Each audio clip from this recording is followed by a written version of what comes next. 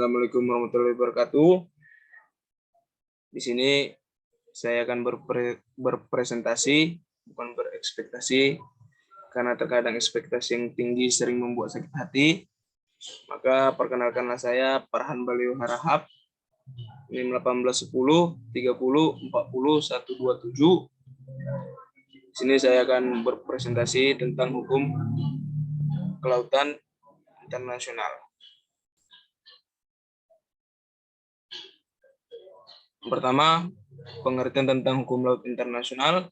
Hukum laut internasional adalah aturan-aturan atau kaidah yang mengatur tentang berbagai persoalan yang berhubungan dengan batas-batas wilayah negara yang berkaitan dengan laut, baik laut yang ada di dalam suatu wilayah negara atau laut yang berada di luar wilayah negara atau laut lepas.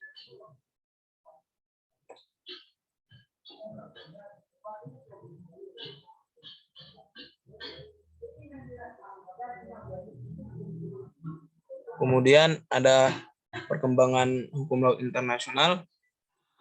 Jadi laut tidak hanya berfungsi untuk pelayaran atau permukaan perairan, akan tetapi juga memiliki nilai potensi sumber daya yang besar, baik yang terdapat di kolom perairan maupun di dasar perairan, yaitu minyak dan gas bumi. Di masa lalu, dengan penguasaan teknologi yang terbatas, permukaan laut hanya dimanfaatkan untuk kepentingan pelayaran. Berbeda dengan sekarang, dengan perkembangan teknologi, laut sudah dimanfaatkan hingga dasar perairannya.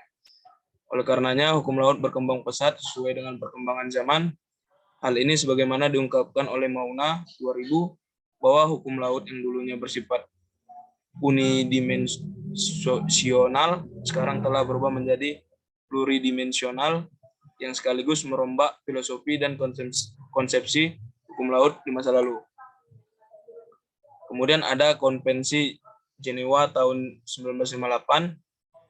Konferensi Hukum Laut Jenewa 1958 adalah pelaksanaan dari pasal 13 Piagam PBB yang mengandung tentang mengenai kodifikasi atau codification dan perkembangan progresif hukum internasional atau the progressive development of international law, dengan membentuk panitia hukum internasional atau PHI atau International Law Commission atau ILC yang terdiri dari ahli-ahli hukum terkemuka dari berbagai bangsa dan bermacam-macam sistem hukum.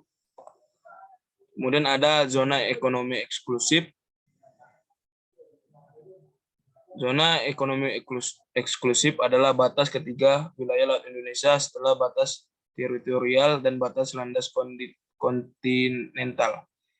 Merujuk pada Undang-Undang Nomor 5 Tahun 1983 tentang Zona Ekonomi Eksklusif atau ZEE, Indonesia Bab 2 Pasal 2 adalah jalur di luar dan berbatasan dengan laut wilayah Indonesia.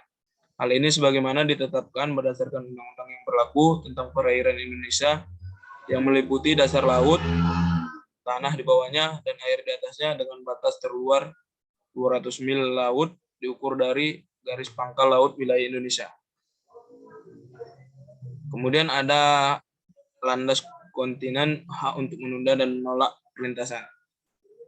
Berdasarkan hukum kelautan, negara pantai menjalankan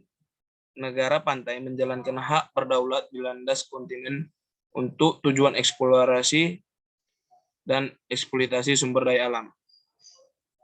Kemudian, hak negara pantai tidak tergantung pada pendudukan atau proklamasi yang diumumkan. Tidak ada negara lain yang dapat melakukan eksploitasi sumber kekayaan alam tanpa persetujuan negara pantai. Kemudian ada konvensi ini tidak menentukan batas yang pasti dari landas kontinen seperti pada uraian di atas.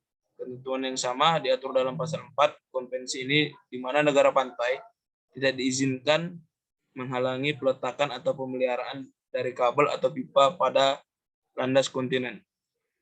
Negara pantai tidak mempunyai hak eksklusif untuk mengizinkan dan mengatur pemboran landas kontinen untuk segala keperluan.